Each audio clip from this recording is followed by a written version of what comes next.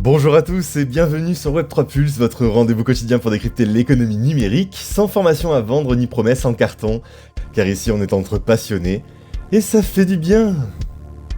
Cela étant dit, j'espère que vous prenez soin de votre santé numérique. Aujourd'hui, jeudi 12 juin 2025, un épisode marqué par des enjeux de sécurité, de souveraineté et d'infrastructure numérique. Avec la France qui réagit au crypto-kidnapping en protégeant les entrepreneurs, SafeLab qui veut armer le Web3 pour l'ère de la cyberguerre, les stablecoins explosent en 2025 et ça va changer le marché. Et au Japon, Dimo lance une nouvelle offensive d'épines pour monétiser les données automobiles. On finira sur le tour d'horizon du marché crypto. Installez-vous confortablement, on va décrypter tout ça ensemble.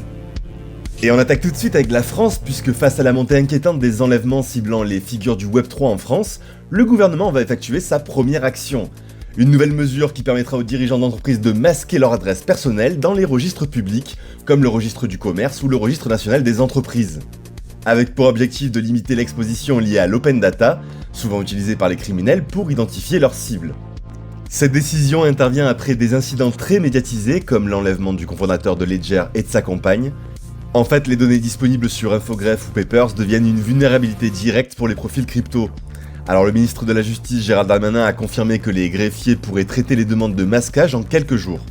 Mais attention, cette protection n'est pas automatique, elle repose sur une initiative volontaire et beaucoup d'entrepreneurs risquent de passer à côté par manque d'informations. D'autant plus que même avec des adresses cachées, les attaques par ingénierie sociale, manipulation ou usurpation continuent de sévir. La menace évolue donc, et la réponse devra suivre du côté de nos dirigeants régulateurs de crypto. Et on enchaîne avec Safe, anciennement Gnosis Safe, où un changement stratégique majeur pointe le bout de son nez. Après le hack de Bybit en février dernier, le plus gros vol de l'histoire de crypto à 1,4 milliard de dollars, la plateforme lance SafeLabs, une nouvelle unité de développement interne qui ne peut plus dépendre d'équipes externes et qui veut renforcer l'agilité face aux menaces systémiques. SafeLabs veut repenser le compromis historique entre sécurité et praticité.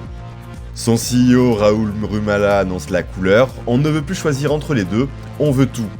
Avec plus de 60 milliards de dollars en valeur sécurisée et 1000 milliards de volumes traités historiquement, Safe reste l'un des piliers de l'auto-custody. Mais l'attaque du Lazarus Group nord-coréen a prouvé que les valeurs open source peuvent être retournées contre nous. Le passage à une mentalité de guerre est désormais assumé.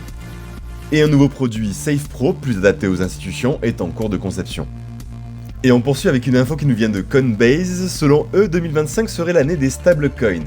Les chiffres sont sans appel, plus de 160 millions de personnes en détiennent dans le monde, 27 000 milliards de dollars ont transité via des stablecoins en 2024, soit plus que Visa et Mastercard réunis. Et les entreprises s'y mettent, 80% des PME crypto-friendly veulent les intégrer à leurs opérations, et l'intérêt des entreprises du Fortune 500 a triplé. Alors comment ça se fait ? Eh bien parce que les stablecoins permettent des paiements transfrontaliers assez rapides, et un paiement instantané au niveau mondial, et ils s'intègrent facilement dans une comptabilité moderne. Mais ce n'est pas tout, le Genius Act, projet de loi soutenu par l'administration Trump, avance au Sénat, il vise à offrir un cadre clair pour les stablecoins, ce qui pourrait doubler leur volume d'ici 2028. Des géants comme Apple, Google ou Airbnb s'intéressent aussi aux stablecoins comme briques d'infrastructure, et pendant ce temps, la Corée du Sud, Hong Kong ou même le Bhoutan structurent des réglementations proactives. Et on enchaîne avec le Japon et les données automobiles puisque la start-up américaine Dimo, spécialisée dans les infrastructures physiques décentralisées, les fameuses DePIN, vient d'annoncer un partenariat pour créer une co-entreprise locale au Japon dédiée à la monétisation des données des véhicules connectés. Alors pourquoi au Japon ? En fait, il faut savoir que là-bas, il y a 10% de la production automobile mondiale, mais la majeure partie des données de ces véhicules connectés restent enfermées chez les constructeurs. Dimo propose donc une alternative, en assurant que les conducteurs gardent le contrôle de leurs données, les constructeurs accèdent à des infos agrégées, et le tout via une app qui récompense les utilisateurs en tokens. Plus de 180 000 véhicules sont déjà connectés au niveau mondial, et avec le marché des véhicules connectés estimé à 1000 milliards de dollars d'ici 2030, cette initiative arrive donc au bon moment. La communauté Dino votera le 16 juin sur le financement du projet japonais, preuve qu'on avance dans un modèle gouverné par les détenteurs de tokens. Du côté du marché crypto, on marque une pause ce jeudi après plusieurs jours de hausse soutenue.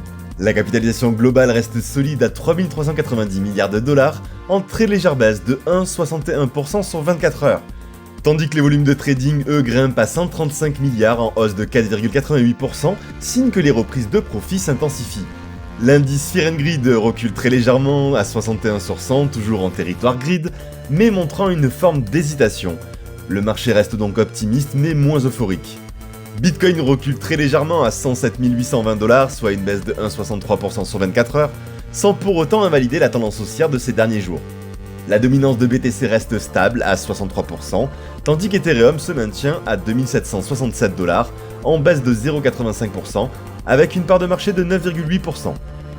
Les altcoins suivent le mouvement avec des replis généralisés mais restent dans une dynamique assez positive à moyen terme. On a le Solana qui baisse de 3% à 159,90 tout en conservant un gain hebdomadaire de 4,77%. BNB limite la casse à 666,43 $, un moins 0,47%, et reste quasiment stable sur 7 jours. XRP recule de 1,84% à 2,25$ tout en affichant un 2,32% sur la semaine. Dogecoin cède à moins 3,79% mais garde une tendance haussière à court terme à 0,19 $. Le mouvement le plus marqué nous vient d'un token en pleine forme, hyper liquide, le hype continue son envol avec une progression de plus 19,34% sur 7 jours à 42 $, malgré une petite respiration ce jeudi de moins 0,48%. Voilà, c'est tout pour moi, j'espère que cette vidéo vous a plu. Si c'est le cas, merci de jouer le jeu, likez, commentez et abonnez-vous pour ne rien rater. On se retrouve dès demain et d'ici là, tradez prudemment, holdez intelligemment et surtout ne vous laissez pas manipuler par vos émotions. A très vite sur Web3Pulse.